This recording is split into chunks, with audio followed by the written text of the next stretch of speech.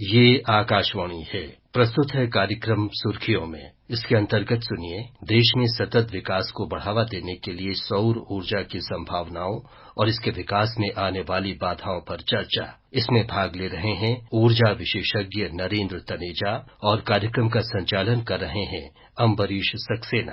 तनेजा जी, जैसा कि हम सबको पता है कि ऊर्जा की कितनी जरूरत है हमें अपने विकास के लिए, और विकास के हर क्षेत्र में ऊर्जा की आवश्यकता है, लेकिन ऊर्जा की अपनी सीमाएं हैं, उसकी उपलब्धता असीमित नहीं हो सकती। और ऐसे समय में जरूरत है कि हम ऊर्जा के वैकल्पिक स्रोतों के बारे में पता करें, और जैसे हम कहते हैं रिन्यूएबल एनर्जी, जो नवीकरणीय ऊर्जा है, उसकी संभावनाओं को हम विकसित करें। और भारत सरकार ने इस दिशा में बहुत ही महत्वपूर्ण प्रयास किए हैं, और इस समय भारत सौर ऊर्जा की जो क्षमता है उसकी दृष्टि से दुनिया में चौथे स्थान पर है। और पिछले कुछ वर्षों में अगर हम देखें तो हमारा जो पावर कैपेसिटी बिल्डिंग है उसमें काफी बड़ा विस्तार हुआ है। तो नरेंद्र तनेजा जी, आप इस बारे में हमारे श्रोताओं को और क्या जानकारी देना चाहेंगे कि सौर ऊर्जा की किस तरह की संभावनाएं हमारे देश में मौजूद हैं और उनको हम किस तरह से विकसित कर सकते हैं?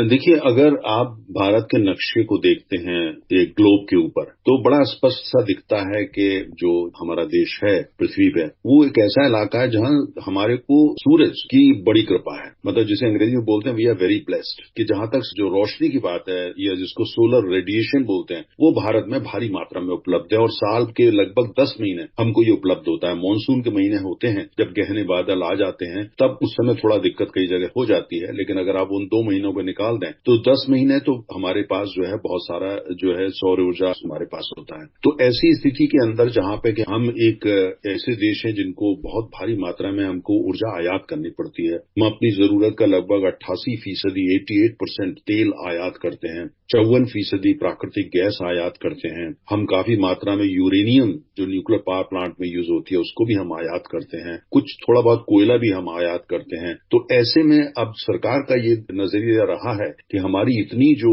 एक निर्भरता है आयात पे, उसको हमको कम करना चाहिए। और जहां तक संभव हो सके तो एक सरकार एक नजरिया लेके आई है कि 2047 तक, जब हम अपने देश की आजादी के 100 साल मना रहे होंगे, तब तक भारत ऊर्जा के दृष्टिकोण से भी आजाद हो जाए, हमको आयात करने की आवश्यकता ना हो। तो उस दिशा में काफी तेजी से काम हो रहा है जी। और जैसा कि भारत सरकार ने बहुत तरह की योजनाएं बनाई हैं जिससे कि सौर ऊर्जा का विकास हो पाए, और जिसमें सारे नागरिकों की भागीदारी जरूरी है। इसी तरह की एक योजना है जो प्रोडक्शन लिंक्ड इंसेंटिव पॉलिसी हम कहते हैं, जो उत्पादन के प्रोत्साहन से जुड़ी हुई योजना है। और भारत सरकार ने इस तरह का लक्ष्य निर्धारित किया है कि 2030 तक 500 गीगावाट नवीकरणीय ऊर्जा की क्षमता का हम विस्तार कर पाएंगे। तो इस योजना के कुछ और जो उसके आयाम है उसके बारे में हमारे श्रोताओं को बताएं।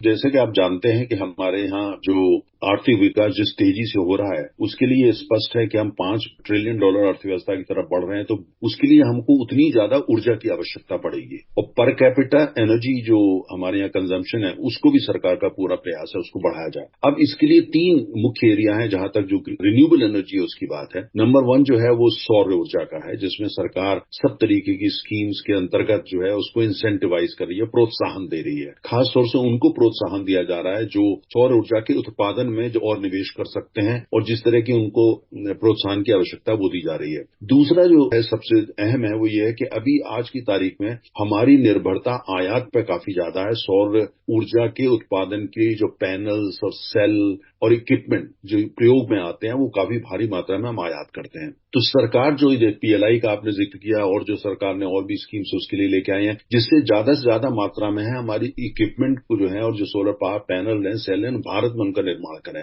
जिससे हमारी आयात पर निर्भरता कम हो सके। और कहीं न कहीं इरादा यह है कि वो आने वाले समय के अंदर आयात पर निर्भरता शून्य हो सके। तीसरा जो इसी स्कीम के अंतर्गत जो सरकार का प्लान है 2030 बहुत बड़ा एजेंडा है, उसमें यह है कि जो कोयले से जो हम बिजली का निर्माण आज करते हैं उसकी मात्रा थोड़ी कम हो जाए, जिससे कि नया जितना भी बिजली की इंस्टॉल्ड कैपेसिटी यानी बिजली निर्माण के जितने भी नए कारखाने लगते हैं वो अधिक से अधिक रिन्यूएबल एनर्जी के हों, अर्थात उसमें भी सौर पर काफी जोर दिया जा रहा है। तो 2030 का जो टारगेट है उसी दिशा में काम हो रहा है। और अगर आप देखें पिछले 9 साल का खासतौर से रिकॉर्ड उठा करके, तो पिछले 9 साल के अंदर भारत ने जो सौर ऊर्जा का उत्पादन है उसमें 30 टाइम्स उसमें बढ़ोतरी आई है। 30 टाइम 30 गुना बढ़ा है, 30 गुना, जो अपने में दुनिया में एक रिकॉर्ड है। दुनिया में शायद ही कोई और ऐसा देश होगा जिसमें इतने कम समय के अंदर इतनी तेजी। तो उसका नतीजा ये है कि आज लगभग 82 गीगावाट, 1 गीगावाट जो है वो 1000 मेगावाट का होता है, तो लगभग 81,000 मेगावाट जो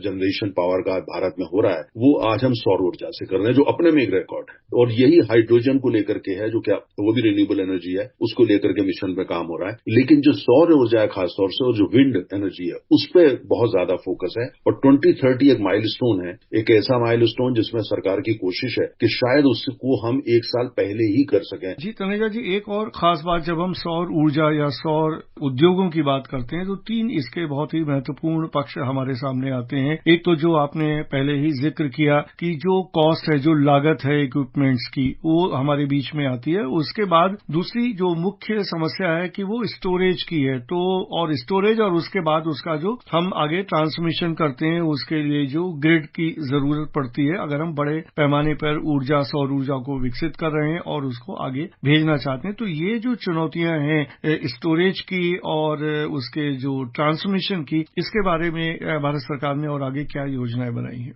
देखिए, पहला जो है वो एक चुनौती होती है जब भी भारत जैसा देश जो इतना बड़ा है, दुनिया की आज जो है हम 5वीं सबसे बड़ी अर्थव्यवस्था है, और अगर आप पीपीपी पे जाते हैं, परचेजिंग पावर पैरिटी पे, तो हम आज दुनिया की 3री सबसे बड़ी अर्थव्यवस्था है। और भारत जैसी अर्थव्यवस्था को जिस चीज की सबसे ज्यादा आवश्यकता है वो ऊर्जा की है, और ऊर्जा में भी खासतौर से ग्रीन एनर्जी की, क्योंकि हम बड़ी घनी आबादी वाले देश हैं। तो इसलिए जो हमको बड़ा ध्यान रखना पड़ता है कि एमिशन जो है वो कम से कम हो। और दूसरी तरफ ये भी है कि अभी आयात पे हमारी निर्भरता जो सोलर पावर इक्विपमेंट के लिए है वो बहुत ज्यादा है। लगभग 80% जो है हम सोलर पावर इक्विपमेंट, सेल्स, ये भी थोड़ा आयात कर रहे हैं। इसलिए गवर्नमेंट ने अभी योजना बनाई है। उस योजना के अंतर्गत जो है ये है कि आने वाले 5 वर्ष के अंदर ही जो है भारत बड़ी मात्रा में अपनी जो निर्भरता आयात पे है उसको बहुत ही कम कर देगा। और उसके लिए 2 बड़ी बड़ी गीगा फैक्ट्रियां तो गुजरात में ही लग रही हैं, और इसके अलावा 2 और गीगा फैक्ट्रीज की बातचीत हो रही है, शायद उसमें एक कर्नाटक या दक्षिण भारत में कहीं होगी। तो कुल मिलाकर ये एक बहुत ही सिस्टमेटिक तरीके से इस पर काम हो रहा है। अभी सबसे बड़ी चुनौती ये होती है वो स्टोरेज की है। स्टोरेज की जो टेक्नोलॉजी है, ये स्टोरेज टेक्नोलॉजी है, अभी वो दुनिया भर के अंदर उसमें बहुत काम होना है। अर्थात ये हुआ कि आप जो उत्पादन करते हैं, जब सूरज बहुत चमक रहा है, आप उत्पादन जो उसका करते हैं, तो अगर आप उसको उस समय रियल टाइम में कंज्यूम नहीं कर पाते हैं तो बहुत ज्यादा उसे स्टोर करना मुश्किल होता है। खासतौर से गर्मियों में जो हमारे मई या जून के महीने होते हैं, जबरदस्त गर्मी पड़ती है, उसके बाद मानसून आ जाता है। अगर स्टोरेज की समस्या हल हो जाए तो हम उसको फिर बड़ी आसानी से मानसून में यूज कर पाएंगे, लेकिन अभी हम वहां नहीं है। भारत सरकार ने R&D के लिए काफी उसमें जो है निवेश करा हुआ है। दुनिया भर में इसमें बहुत काम हो रहा है, थोड़ा बहुत काम हुआ है, थोड़ी बहुत सफलता मिली है, लेकिन अभी स्टोरेज जो है वो एक चुनौती है। और इसके साथ में जैसे आपने कहा कि जो अभी जो हमारा जो ट्रांसमिशन जो और डिस्ट्रीब्यूशन नेटवर्क है, वो आज देश में बिल्कुल हमारे देश में वर्ल्ड क्लास बन चुका है। नए राष्ट्रीय ग्रिड हमारा लगभग तैयार है, नॉर्थ साउथ पूरी तरह से कनेक्टेड है, बल्कि कुछ अन्य पड़ोसी देशों के साथ भी कनेक्टेड है। तो अभी तो जितना उसका उत्पादन होता है, आप देख रहे हैं सौर ऊर्जा का हो रहा है, वो सीधा उसमें जाता है। और जब डिस्ट्रीब्यूटेड सोलर अर्थात जगह जगह जो छोटे गांव में जो प्लांट लगेंगे उनका होगा, उनको भी इस ग्रिड से कनेक्ट करने की बातचीत के अलावा योजना पे काम हो रहा है। लेकिन अभी स्टोरेज जो है ये एक चुनौती है वैज्ञानिकों के लिए, इंजीनियर्स के लिए, पूरे विश्व के लिए। भारत भी उससे अलग नहीं। जी तनुजा जी, जैसे आपने जिक्र किया जो ट्रांसमिशन का, ये जो ग्रिड की कैपेसिटी जो एग्जिस्टिंग है, तो इस बारे में मैं आपसे जानना चाहूंगा कि जो हमारी एग्जिस्टिंग ग्रिड है इलेक्ट्रिसिटी के ट्रांसमिशन के लिए, तो सोलर एनर्जी का भी हम उसी ग्रिड पे इस्तेमाल कर सकते हैं ट्रांसमिशन के लिए, या हमें अलग से कोई वैकल्पिक व्यवस्था करनी होगी? जब आप अपने घर या अपने ऑफिस या अपने फैक्ट्री के अंदर जब आप एक स्विच को ऑन करते हैं और आपके यहाँ जो प्रकाश आता है वो ये आप कहना बड़ा मुश्किल होता है, वो प्रकाश आणविक है, न्यूक्लियर एनर्जी से आ रहा है, सौर ऊर्जा से आ रहा है, पवन ऊर्जा से आ रहा है, या कोयले से आ रहा है, या वो डीजल से आ रहा है। अभी कहना बिल्कुल, क्योंकि एक बिजली का निर्माण तो बिजली का निर्माण है, उसके लिए ईंधन का किसका प्रयोग हो रहा है वो बात होती है। क्या ईंधन कोयला है, क्या ईंधन तेल है, क्या ईंधन प्राकृतिक गैस है, या वो हाइड्रोजन है, या वो सूरज है। सूरज जो है, जो हमारे देश में जैसे बहुत हम लोग जो कोशिश कर रहे हैं न्यूक्लियर एनर्जी में, न्यूक्लियर एनर्जी के लिए एक भट्टी की जरूरत होती है जिसको अंग्रेजी में रिएक्टर बोलते हैं। लेकिन प्रकृति का दिया हुआ, ईश्वर का दिया हुआ सबसे बड़ा न्यूक्लियर रिएक्टर सूरज है। सूरज एक न्यूक्लियर रिएक्टर है जिसमें जो प्रकृति ने बनाया और जो उसी के रेडिएशन से सौर ऊर्जा का हम देश में निर्माण करते हैं, अपनी जमीन पर निर्माण करते हैं, उत्पादन उसका करते हैं। तो कुल मिलाकर के जो मुझे लगता है कि हमारे यहाँ सौर ऊर्जा जो है हमारी जो तमाम समस्याएं, तमाम जरूरतों का एक बहुत बड़ा हल है। उसके साथ साथ हाइड्रोजन एक बहुत बड़ा हल है। पवन ऊर्जा, खासतौर से समंदर के ऊपर पवन चक्की लगाना, बिजली के कारखाने लगाना ईस्ट कोस्ट पे और वेस्ट कोस्ट पे, वो बहुत बड़ा हुआ है। और न्यूक्लियर एनर्जी खासतौर से जो थोरियम से बनेगी, वो हमारे लिए जो एक बहुत बड़ा वरदान है, क्योंकि हमारे पास थोरियम के भी भारी भंडार है। तो मुझे लगता है ये जो सरकार का मंजिल है कि 2047 तक जो है भारत को एनर्जी इंडिपेंडेंट बना देना, तो मुझे लगता है ईश्वर ने जो कुछ देने की आवश्यकता थी हमको दिया हुआ है। सरकार बड़ी अच्छी योजनाएं लेकर के आ रही है, इंसेंटिव दे रही है, पॉलिसी इंफ्रास्ट्रक्चर बना रही है, कई राज्य भी उसमें शामिल हो रहे हैं। तो मुझे ऐसा लगता है कि कोई वजह नहीं कि 2047 से पहले ही शायद जो है वो भारत को हम एक ऊर्जा आजादी जो एनर्जी इंडिपेंडेंस वो दे सके। जी तनेजा जी, एक सरकार की योजना है सोलर पार्क स्कीम, जो सौर पार्क योजना है, जिसके अंतर्गत 50 सोलर पार्क्स लगाने हैं 500 मेगावाट कैपेसिटी के। इससे किस किस तरह का जो जनरेशन में निश्चित रूप से फायदा होगा और एक माहौल बनेगा कि सौर ऊर्जा को विकास करना है और उसका यूज करना है, तो और क्या आप जानकारी देंगे इस योजना से, किस तरह के फायदे जुड़े हुए हैं? एक तो यह कि जो सोलर पार्क 50 की योजना है उस पर बहुतों पे काम हो रहा है। आज जो है गुजरात के अंदर एक सोलर पार्क जो बन के तैयार है,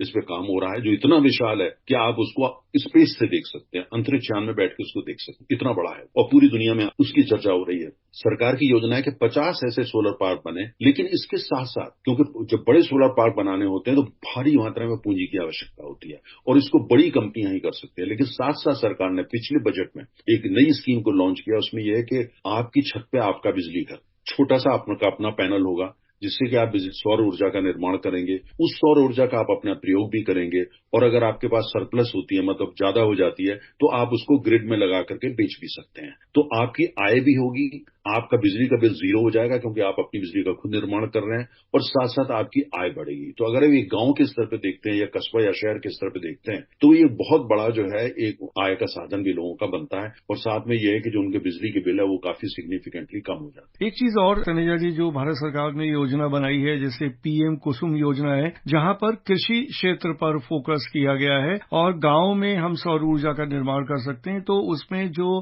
कृषि के उपकरण है वहां पर हम सौर ऊर्जा की मदद से काम कर सकते हैं। ये भी बहुत ही महत्वाकांक्षी योजना है। इसका कुछ और विवरण आप हमारे श्रोताओं को देना चाहेंगे? दरअसल ये देखा जाए तो सबसे दिलचस्प योजना ये है, क्योंकि हमारे देश के अंदर जो है जहां ऊर्जा की दिक्कत परेशानी सबसे ज्यादा ग्रामीण क्षेत्रों में है और इस योजना के तहत ये है कि जो किसान है या जो ग्रामीण अर्थव्यवस्था, वहां पे लोग जो है वो बिजली का निर्माण सौर ऊर्जा का वहां पे करें और जो इरिगेशन सिंचाई के लिए जो पंप की आवश्यकता होती है या छोटे मोटे कारखाने जो थोड़े बहुत लगे रहते हैं, गांव में लगे हुए हैं, उसके लिए बिजली की आवश्यकता होती है, या वहां पे जो स्कूल है वहां बिजली की आवश्यकता होती है, जो महिला केंद्र है उसमें उसमें अपना बिजली का वो निर्माण कर सके। और साथ साथ उसमें जहां नहर होती है, जहां नहर के ऊपर ही सोलर पैनल लग जाते हैं, जिसे नीचे जो है वो पानी जा रहा है और उसके ऊपर बिजली का निर्माण हो रहा है। ठीक उसी तरीके से जहां जैसे एक किसान का खेत है, मान लिया उसके पास 10 बीघा जमीन है या 2 बीघा जमीन है, नीचे वो खेती कर सकता है, लेकिन एक हिस्से में ऊपर पैनल लगा करके बिजली का निर्माण भी कर सकता है, अपनी आवश्यकता के लिए भी और अगर ज्यादा होता है तो बेचने के लिए भी। तो ऐसा कई जगह देश में हो रहा है, खासतौर से गुजरात ऐसा ऑलरेडी हो रहा। तो ये योजना है, ये पूरी योजना को देश भर के अंदर फैलाने की जरूरत है। एक बात मैं कहूंगा, जो आपने कहा, ये जो आज पूरा सौर ऊर्जा की जो क्रांति है, सरकार तो नीतियां ला ही रही है, सरकार तो कर ही रही है, सरकार तो नेतृत्व कर ही रही है, लेकिन आज ये एक आंदोलन बन चुका है। ऊपर के साथ टॉप से लेकर के नीचे से भी ये आंदोलन है। आज कहीं भी आप देश भर में जाते हैं, लोग खुद जानना चाहते हैं कि कैसे वो इस आंदोलन या इस क्रांति में हिस्सा ले सकते। जी तनेजा जी, आपने बहुत ही बहुमूल्य जानकारी हमारे श्रोताओं को दी और हमें उम्मीद है कि सौर ऊर्जा के क्षेत्र में सरकार ने जिस तरह की नीतियां बनाई हैं, जिस तरह से उन पर अमल कर रहे हैं और जो लक्ष्य निर्धारित किए हैं, वो निश्चित रूप से समय के अंदर ही पूरे होंगे और न सिर्फ हम अपने देश की जरूरतों को पूरा कर पाएंगे। हमारे श्रोताओं को बहुमूल्य जानकारी देने के लिए आपका बहुत बहुत धन्यवाद। धन्यवाद। अभी आप सुन रहे थे देश में सतत विकास को बढ़ावा देने के लिए सौर ऊर्जा की संभावनाओं और इसके विकास में आने वाली बाधाओं पर चर्चा। इसमें भाग ले रहे थे ऊर्जा विशेषज्ञ नरेंद्र तनेजा और कार्यक्रम का संचालन कर रहे थे अम्बरीश सक्सेना। ये कार्यक्रम आकाशवाणी के समाचार सेवा प्रभाग द्वारा प्रस्तुत किया गया। इसे आप हमारे mobile app news on AIR और YouTube channel news on AIR official पर भी सुन सकते हैं। इस कार्यक्रम के संबंध में अपनी प्रतिक्रिया आप हमें ईमेल या व्हाट्सएप के माध्यम से भेज सकते हैं। ईमेल का पता है airnsttalks@gmail.com और व्हाट्सएप नंबर है 9289094044।